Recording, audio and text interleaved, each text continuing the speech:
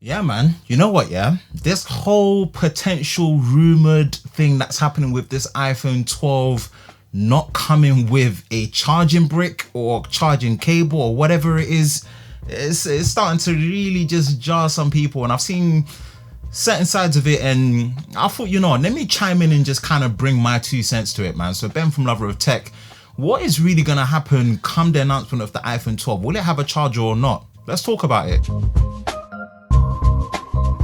Now, if we go back, honestly, Apple have a great track record.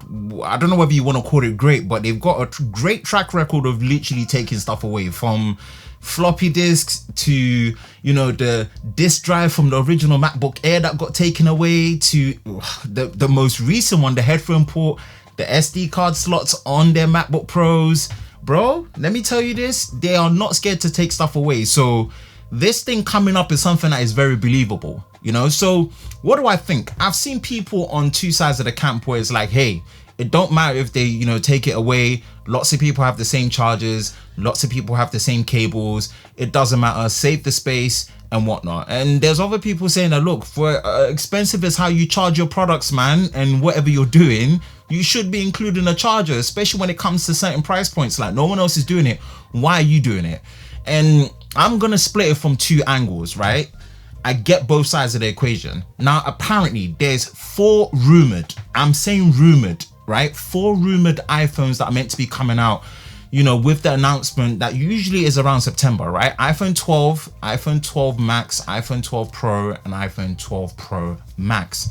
How I was able to say all of that without making a mistake, only Lord knows. But again, these phones are really meant to shift things, because apparently it's meant to be OLED across the board. The Pro models hopefully will get the ProMotion high refresh rate displays, and you should be getting 128 gig base model, and it looks like it's starting at 649 for that 5.4 inch iPhone 12. The Max version is going to be 749.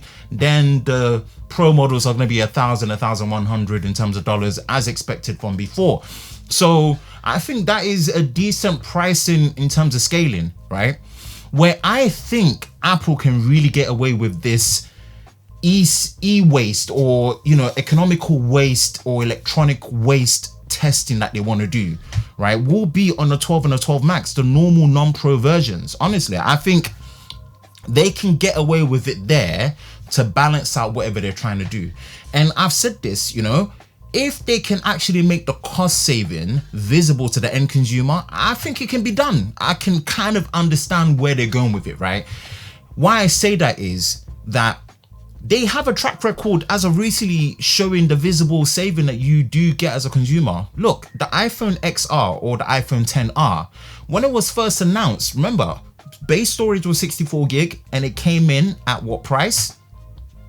$749. So iPhone 11, let's just say it's pretty much based on the same phone, but it's a better phone with a better camera system, much more power, right? Base model gets reduced to $699. The visible saving was shown to the end consumer to make it much more of a value orientated, in Apple's eyes, a premium product. So, even if you look at their new MacBooks with their new 13-inch and the new 16-inch have better value configuration for an Apple laptop versus the older configuration, and you're getting more power, storage, and RAM all in one, right?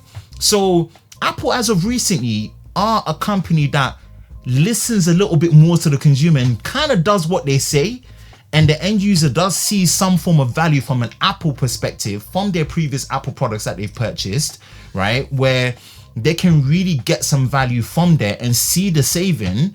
And yeah, I think they have that track record. If they can somehow make the saving visible to the end consumer for what you're not getting, i.e. the charger, apparently you're still going to get a charging cable, but the charging brick, and you don't get earphones, and you can get a slimmer, much more sleek package. It's going to help them a lot in terms of shifting these units, in terms of, when it comes to logistics.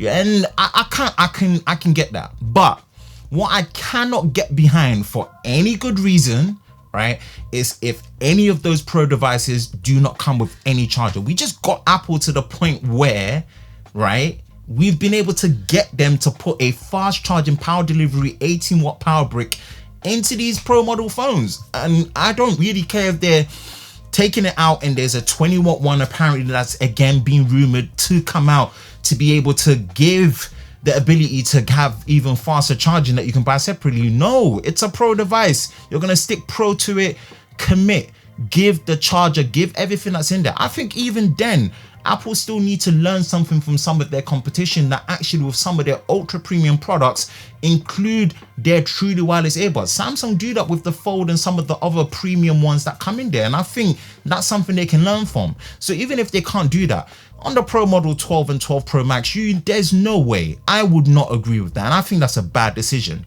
If they want to test this cross-board e-saving, cost-saving measurement, smaller package, much more sleeker, less waste that they want to be putting on their phones going forward, they have to start with the normal 12 and 12 Max. That's my opinion, right? I don't know if it's across the board. We don't know. Everything is up in the air. We could get to September, all of them have chargers, none of them have chargers, or it's split in the middle, like how I've said, where the normal 12 models versus the Pro models don't have the charging brick and the Pro models still do. Who knows? But it's a quick one. I didn't want to drone on. There's people that have done great videos and put different perspectives, so go check theirs out as well. And I just thought, let me share my perspective on it and let me, see what you guys think about it, man. So yeah, that's it really for me. Again, Ben from Lover of Tech. If you like these discussion videos, again, no script of this one. I just felt like, what? It should be a quick one to really just add my 2 cents. Let's have a discussion in the comment section below. Remember, this is all rumor. Nothing is set in stone, but based on Apple's track record, it could be done. So let me know what your thoughts are on it. What camp are you on? Are you neutral? Are you against? Are you for? Are you split like how I've done based on the models that are going to be coming out? And then we can take it from there, man. So again, make sure you hit that subscribe button, hit that notification bell so you're part of Team TLS, the Tech Lover Squad, so you do not miss any future videos like this. Make sure you like, share, subscribe. I hope you're safe during this time. I'll catch you in the next one. Peace.